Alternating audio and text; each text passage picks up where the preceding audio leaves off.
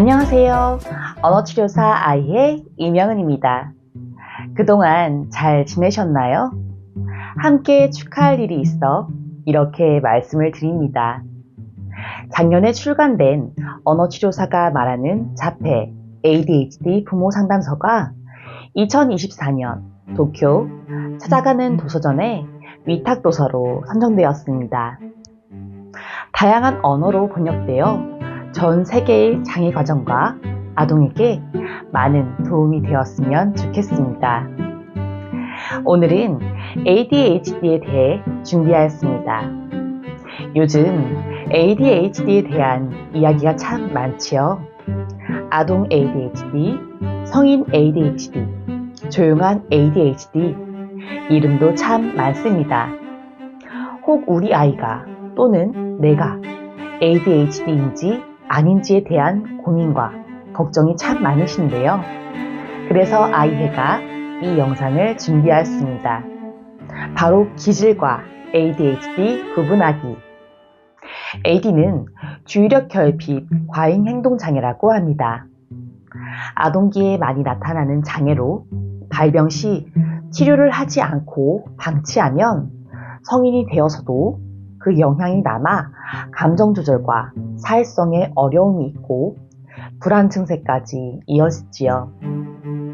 요즘은 조금만 감정 기류가 불안하거나 집중력이 떨어져도 혹시 내가 ADHD 혹은 우리 아이가 ADHD 하고 많이 고민되는 부분입니다. 사실 예전에는 AD라고 정의하지 않고 그 사람 참 특이하다 혹은 우리 아이가 참 많이 유별나구나 하고 생각했습니다. 하지만 지금은 ADHD라는 장애로 판정되며 사회적으로 많은 관심을 갖게 되었습니다. 그래서 기질과 ADHD를 구분해 주는 것이 꼭 필요합니다. 정말로 내가 4차원인 건지 특이한 건지, 또 우리 아이가 예민한 기질이라서 민감하고 불안한 것인지, 또 노는 기질이 많고 뛰어나서 활동성이 다양한 것인지, 아니면 진짜 ADHD인지 알기 위해서는 먼저 기질 파악이 중요합니다. 기질이란 무엇일까요? 기질은 부모님에게 유전된다고 하죠. 바로 부모님께 유전된 타고난 성격입니다. 하지만 아이를 양육하면서 그 방식에 따라 기질이 바뀌기도 합니다. 그렇지만 도전하고 다양한 활동을 하는 부모님 밑에서 자란 아이들과 조심성 많고 내성적인 부모님 밑에서 자란 아이들은 양육 방식이 아무리 같아도 그 기질은 다를 수밖에 없겠지요. 어디서든 잘 뛰어노는 아이, 조심성이 많은 아이, 소심한 아이, 수줍음을 많이 타는 아이 등 같은 성격의 아이가 한 명도 없는 것처럼 기질은 참 다양합니다. 이 기질을 정의하는 단어는 참 많지만 4가지로 분류한다면 새로움 추구, 보상 의존, 위험 회피, 지속성을 들 수 있습니다. 새로운 추구입니다. 말 그대로 새로운 것에 대한 호기심이 많지요. 도전하고 시도하는 모습이 참 많은 아이입니다.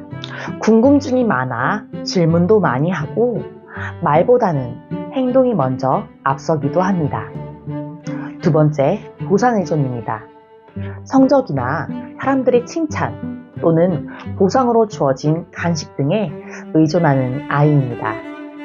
이런 친구들은 타인의 시선을 많이 의식하기에 눈치를 많이 본다 혹은 눈치가 빠르다 라는 말을 자주 듣습니다. 3번째, 위험 회피.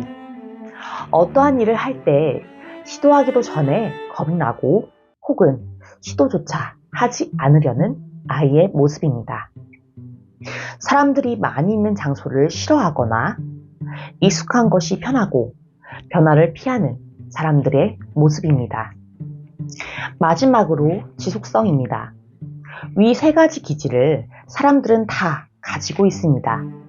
하지만 어떠한 기질을 얼마나 오랫동안 유지하느냐에 따라서 새로움 추구, 보상의존, 위험회피의 모습으로 기질을 드러내게 하는 가장 큰 요소입니다. 그렇다면 아이의 행동이 기질이 강한 아이인지 AD의 영향인지 어떻게 구분하여야 할까요? 바로 AD의 행동 특징도 함께 알아야 합니다. AD는 전두배 문제로 발생하는 뇌의 문제입니다. 뇌를 대뇌, 소뇌로 구분하였을 때 이 대뇌에서 전두엽, 부정엽, 축두엽, 후두엽으로 나뉘어 전두엽의 학습, 정서, 인지들을 다루는 부분에서 문제가 있어서 생깁니다. 또 ADHD는 여러 장애를 동반합니다. 순간적으로 어떠한 행동을 하고 싶어지는 욕구를 느끼는 충동성 경향, 지능은 정상이지만 읽기, 쓰기, 말하기, 듣기 등 학습에 어려움을 느끼는 학습장애, 스스로 기분이나 감정을 조절하지 못하고 조울증처럼 좋다가 싫다가를 반복하는 기분장애, 어떠한 불안한 생각이 머릿속에서 떠나지 않고 몰두하게 되고 그 생각을 잊기 위해 더욱 초조해지는 강박증, 주변 사람이나 사람들에게 무조건적인 적대감이나 거부감을 보이는 반항장애, 근육의 불수의적 운동으로 자신이 원하지 않는 상황에서 팔과 손, 얼굴의 근육이 움직이는 틱장애, 비정상적으로 심한 걱정과 불안을 계속 느끼며 그 공포로 인해 일상생활이 힘들어지는 불안장애 등 사람마다 그 특징은 다르지만 비슷한 양상으로 모습을 보입니다. 또 AD가 있는 사람은 물건을 잘 잃어버립니다. 한 가지 일에 몰두하기 어렵기 때문에 물건을 어디에 두었는지 기억하지 못하고, 둘, 그렇기에 사람 얼굴도 잘 기억하지 못합니다. 셋, 한 가지 사건에만 집착하여 다른 일들을 처리하는데 어려움을 겪기도 합니다. 넷, 대화의 주제가 툭툭 튀어나가기도 합니다. 대화 도중 생각난 말을 불쑥 해버리기 때문에 함께 대화하는 사람은 당황하지만 정작 본인은 이 사실을 알지 못하지요. 그래서 심도 있는 깊은 대화가 어렵습니다. 성장기 아이들은 또 언어로 자신의 상태를 표현하기 서툰 아이들은 감정 표현과 여러 가지 문제들로 AD로 보이는 행동을 하기도 합니다.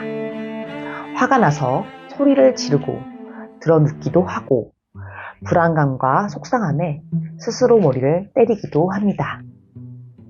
또 아이가 불안할 때 나오는 자신만의 어떠한 행동으로 마음을 진정시키기도 하고요. 게임과 승부에 이기고 싶어하고 지면 절대 안 되는 모습을 보이기도 하며 한 가지 일에 집중하지 못하고 산만하고 대화를 하다가 쪼르르 달려가 버리기도 합니다. 그럴 때 우리 아이 이대로 괜찮을까 하는 생각이 많이 드시죠? 성장기의 아이, 그 행동을 어떻게 정의해야 할까요? 아이의 뇌는 어른의 뇌와는 다릅니다. 사람은 태어나서 12년 동안 뇌 활성화가 아주 활발하게 일어납니다. 그래서 아이가 어릴 때 많은 경험과 학습, 시도를 통하여 많은 시냅스들이 생성되고 유지되고 또 사라지기도 합니다. 그렇기에 성장기인 아이는 다양한 모습을 보여주기도 하고 산만하거나 집중하지 않는 모습을 보이기도 합니다. 아직 뇌가 불안하고 활성화되고 성장하는 시기니까요. 많은 것을 배우고 습득하여 뇌가 발달하는 시기입니다. 오늘도 짜증내고 실증을 부리는 우리 아이. 아이의 말과 마음에 옳다 아니다를 가르치는 것이 아니라 아이의 마음을 이해해 주려고 노력해야 합니다. 스스로 언어로 자신의 마음을 표현하고 감정을 조절하는 방법을 가르쳐야 합니다. 울음과 화가 아닌 대화로 상황을 이어갈 때 더 좋은 결과가 있다는 것을 아이에게 경험으로 알려주어야 합니다. 그렇지만 그럼에도 불구하고 아이 행동이 반복적이고 충동 조절과 산만함이 지속되며 아이가 분명 현재 상황에서는 이해하지만 똑같은 불편한 상황이 계속되어 타인과 가족이 또 아이마저 힘들어진다면 전문가와의 상담을 권유해 드립니다. 가까운 아동발달센터를 방문하시어 전문가의 눈으로 아이 기질과 AD에 대한 상담을 받아보시거나 혹은 아이가 다니는 소아과 선생님과의 면담으로 아이의 발달과 현 상태를 알아보는 것도 좋은 방법입니다. 아이가 잘 크고 있는지, 정서와 사회성은 어떤지, 또 부모와의 애착 관계와 어떤 것을 잘하고 또 좋아하는지, 혹은 어떤 것이 부족하고 도와주어야 하는지를 자세하게 알게 된다면 육아를 하며 그 부분을 채워줌으로써 아이가 내부적, 외부적으로 건강하게 자랄 수 있도록 도울 수 있기 때문입니다. 그럼 오늘도 아이였습니다.